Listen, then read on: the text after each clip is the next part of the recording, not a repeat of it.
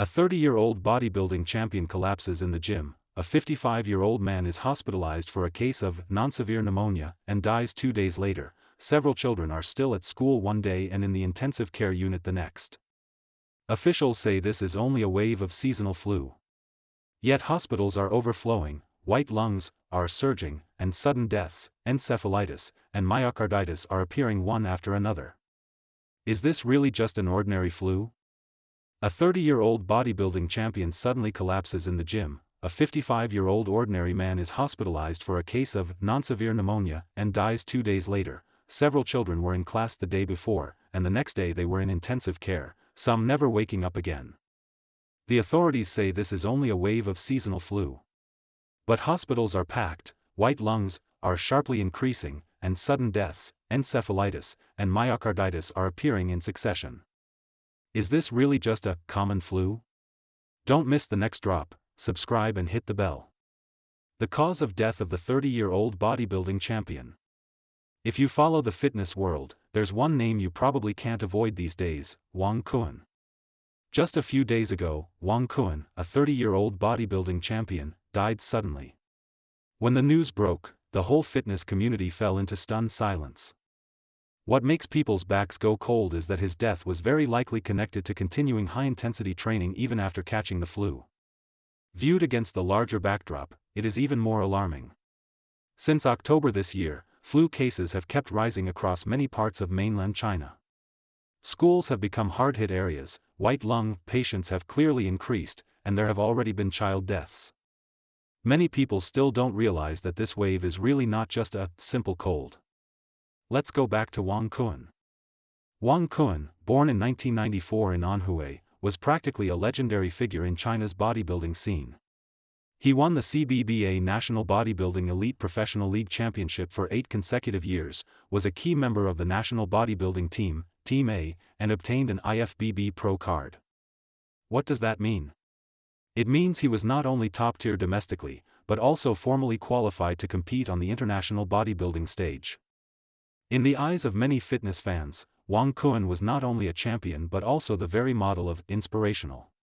From a young age he loved training. Through years of almost harsh self-discipline, he sculpted himself into a textbook-level physique. His social platforms were filled with workout videos, competition prep, and motivating stories, attracting countless followers.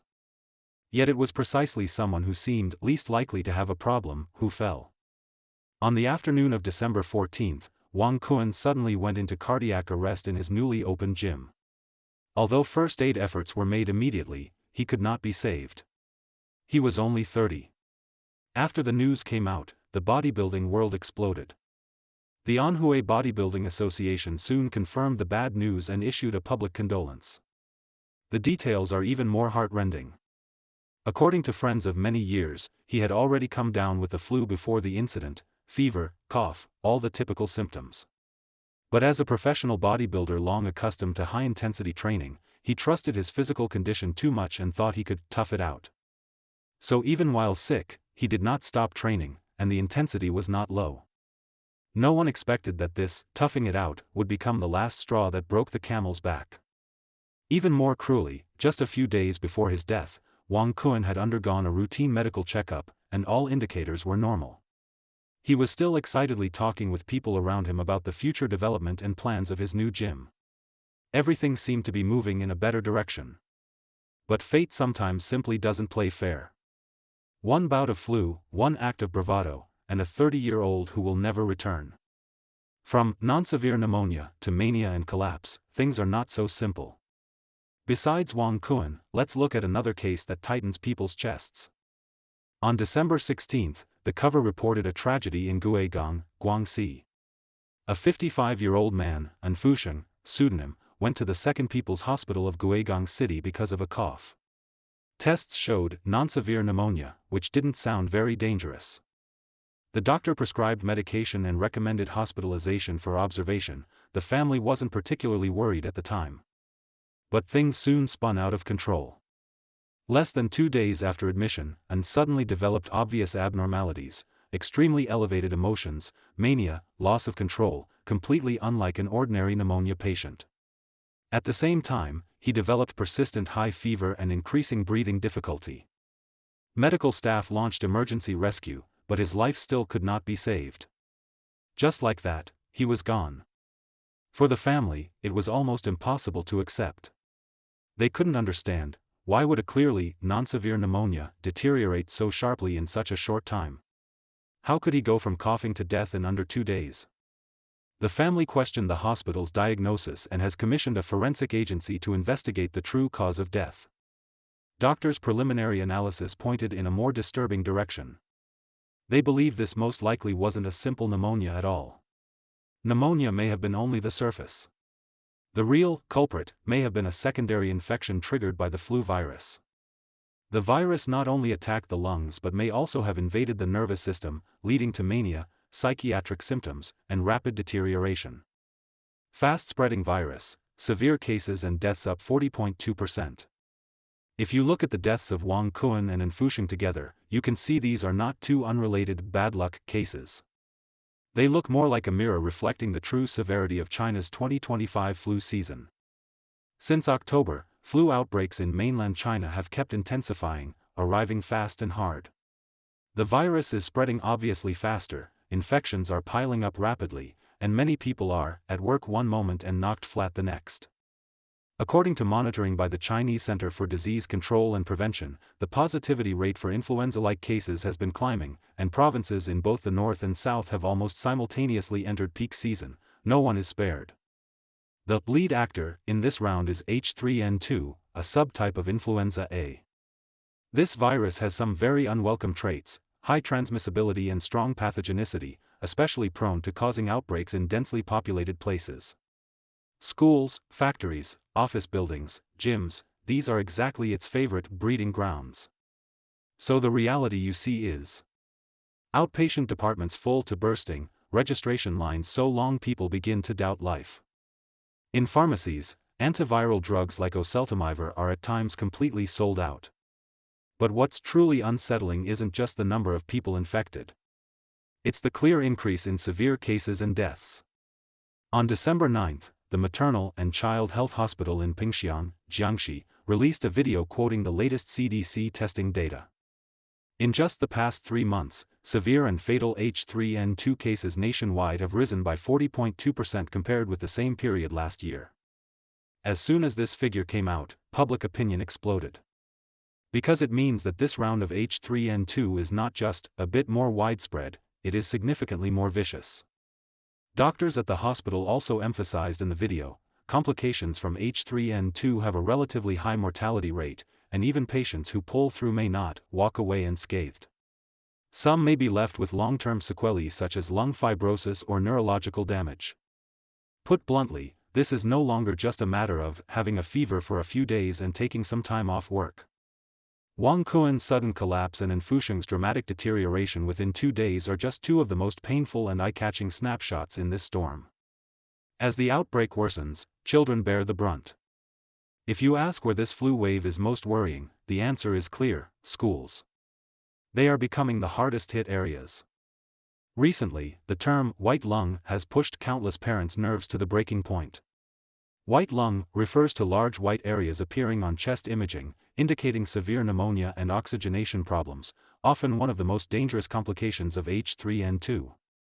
And now, white lung cases are clearly increasing. First look at the first-tier cities. The situation in Beijing and Shanghai is grim. Beijing Children's Hospital's emergency department is overwhelmed, with more than 10,000 visits in a single day. Parents often have to wait hours to see a doctor. Shanghai Children's Medical Center has also publicly warned that its recent flu positivity rate has exceeded 50%. Classroom clusters have already appeared, forcing many schools to suspend classes. In one Beijing primary school, half of the students in a class were infected, and the school urgently suspended that class for a week. Kindergarten cluster infections are frequent in Shanghai, and chat groups are filled with parents asking where they can still buy medicine. What truly keeps parents awake at night, though, are the deaths. Provinces including Hunan and Sichuan have already reported child fatalities. In Hunan, a 7-year-old girl's condition deteriorated so quickly after H3N2 infection that her entire right lung turned white within hours. She then developed bacterial infection and staphylococcal pneumonia, eventually leading to sepsis and multiple organ failure. She was admitted to the PICU and remained there for 8 days without ever waking up. Another 4-year-old girl in Puyang developed white lung within 24 hours of infection and was in such critical condition that she needed ECMO, artificial lung, support. Doctors at Hunan Children's Hospital have publicly warned, this year's H3N2 comes on fast and progresses quickly, measured in hours, and children are especially prone to developing white lung or brain damage. The situation in Sichuan is just as heartbreaking. On December 7, a child died from influenza-associated encephalitis. The parents wrote on social media in tears, "My child was bouncing around the day before, and the next day he was gone." In Zhejiang, an 11-year-old boy developed white lung after infection. Fortunately, he was treated in time and survived. Parents' comments online are chilling. In my child's class, 18 were absent the day before, 17 yesterday, 19 today, only rising, not falling. In my daughter's grade, one neighboring class had only 5 students left, and they directly suspended the class. My son had fever and stomach pain, we rushed to the hospital. 6 days of 4 drips, and when we got home he still had to take a box of medicines prescribed by the children's hospital. It's really scary. My son tested positive for H3N2 this afternoon, we've already been to 3 hospitals in 3 days. My 1-year-old baby also had half-white lung with persistent high fever, and stayed in the ICU for several days. We've got co-infections too, fever, cold, cough, stomach pain all at once. In my residential compound an 8-year-old girl had fever during the day. Her family thought it was a normal fever and gave her medicine. At night she said her stomach hurt. When they brought her to the hospital, she couldn't be saved. The hospital is just across the street. The day before yesterday in the ward next to ours, a 12-year-old girl passed away, high fever and white lung. She had been in the hospital barely 10 minutes when resuscitation started. There is no sensationalism or exaggeration in these words, each one cuts to the bone. Official tone remains muted, the public suspects a cover-up. Compared with the public's anxiety, the official narrative is remarkably low-key. At multiple press conferences and in official updates from November to December 2025, both the National Health Commission and the CDC repeatedly described this as a seasonal epidemic. They said the dominant virus is clearly identified as H3N2, no unknown pathogen has been detected, it is not a newly emerging infectious disease, and the situation is overall preventable and controllable. The problem is that many netizens are no longer convinced. The tragedies they have personally witnessed and experienced are worlds apart from the phrase, normal seasonal epidemic. You say it is flu, but it hits too hard. You say it is seasonal, yet severe cases, white lungs, encephalitis, and sudden deaths keep coming. You say everything is under control, but hospitals are overflowing and children deteriorate by the hour, that is reality. Online, comments like these keep circulating. Has COVID come back? Whenever I smell a scorched odor, like burning electrical wires, my throat suddenly hurts. It feels like this virus isn't natural, like someone released it. What can ordinary people do? Recently, a doctor named Director Tian from a top public hospital described H3N2 as the "king virus of 2025" in a video program. He said the most notable feature of this H3N2 wave is not just the number of cases but the high rate of severe illness, high hospitalization rate, and overall greater severity. Onset is often very sudden. People may quickly develop high fever, convulsions, and altered consciousness. Body temperature can shoot up to 39 to 40 degrees Celsius and stay there for 3 to 5 days, difficult to bring down. At the same time there may be nasal congestion, runny nose, relentless dry cough, a razor-blade sore throat, and intense muscle pain that makes even rolling over in bed difficult. What's worse is that the virus spreads very easily. But what doctors find most troubling are the chain reactions it sets off. Director Tian emphasized that H3N2 is far from just a few days of fever. It very easily triggers various complications, including laryngitis, pneumonia, otitis media, and the more dangerous myocarditis and meningitis. For the elderly, infants, pregnant women, and those with chronic diseases, these complications can at any moment become life-threatening. He repeatedly stressed one critical time window. The first 48 hours after diagnosis are the golden period for treatment. Under a doctor's guidance, early use of antivirals such as oseltamivir or baloxavir can significantly shorten the course of illness, relieve symptoms, and reduce the risk of complications, but only if people don't delay or try to tough it out. And this is not just Director Tian's opinion. In recent weeks, many frontline clinicians in mainland China have publicly warned that complications and mortality from this H3N2 wave are relatively high, and even survivors may be left with serious sequelae. They keep repeating one sentence to parents. If any of the following occur, your child must be taken to the hospital immediately. Persistent high fever over 39 degrees Celsius. Accompanied by confusion, convulsions, excessive sleepiness, or even coma. At that point, you must not treat it as a simple cold. Because one condition has been mentioned again and again in this flu season. Acute necrotizing encephalopathy. Its progression is extremely fast, often measured in hours. Doctors put it very plainly, early diagnosis and early treatment really are a matter of life and death. Dear viewers, faced with this wave of flu, how are you planning to protect yourself and your family? Share your experiences and protective strategies in the comments below.